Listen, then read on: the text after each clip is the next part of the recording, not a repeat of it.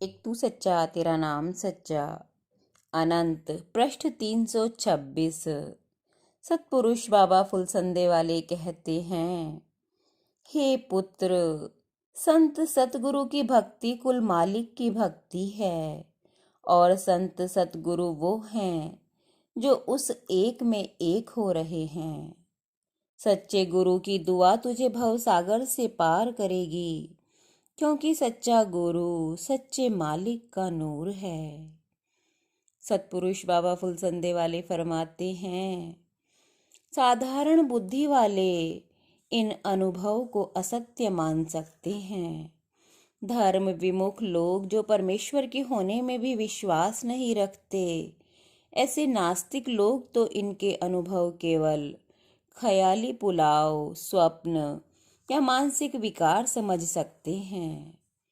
परंतु विचारणीय बात यह है, जब वह सत्संगी लगभग 2.5 या 3 घंटे तक एकाग्र बैठी रही, वो निद्रा की स्थिति में नहीं थी, परंतु किसी अदृश्य शक्ति के बंधन में थी। अतः उनकी बातों की सत्यता को भी नकारा नहीं जा सकता। इसी प्रकार एक बार गणेश चौथ पर सुखबीर सिंह फतेहपुर गढ़ी वाले हुजूर सतपुरुष के साथ जागृत अवस्था में रात्रि के 11 बजे गणेश जी के लोक में गए तथा वहां पीले लड्डुओं का प्रसाद उनको मिला था। अनेक देवता उस द्वार में थे और सतपुरुष भी वहां सुखबीर के साथ थे।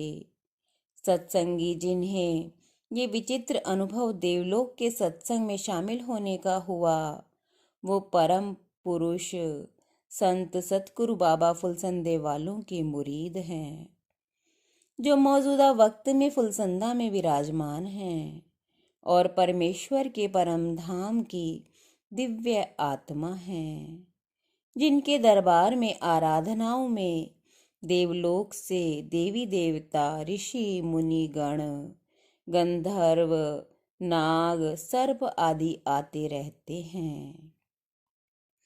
आप भी अक्सर रोजाना देवलोक से सूक्ष्म रूप से आते जाते रहते हैं।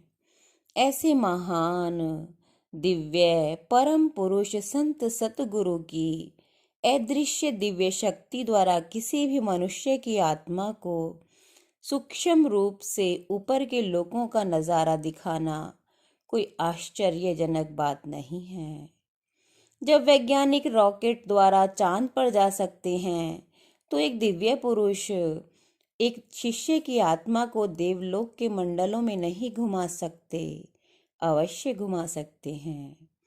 इसी तरह के अनेक दिव्य मंडलों में दिव्य दर्शन सत्संग में और भी कई सत्संगियों को हुए।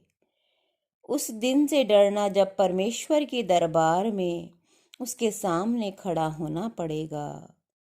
सुहंग देवता कहते हैं कि अक्सर हुजूर सतपुरुष परमेश्वर की सच्ची ज्योति जब दरबार से बाहर निकलते तो अपनी पादुकाओं को ढूंढा करते और देवताओं में अपने साथ रहने वालों में यह होड़ लगी रहती कि हुजूर के चरण पादुका वो ही उठाकर आपके पवित्र चरणों में पहनावें, पर ये सौभाग्य मुझे ही प्राप्त होता।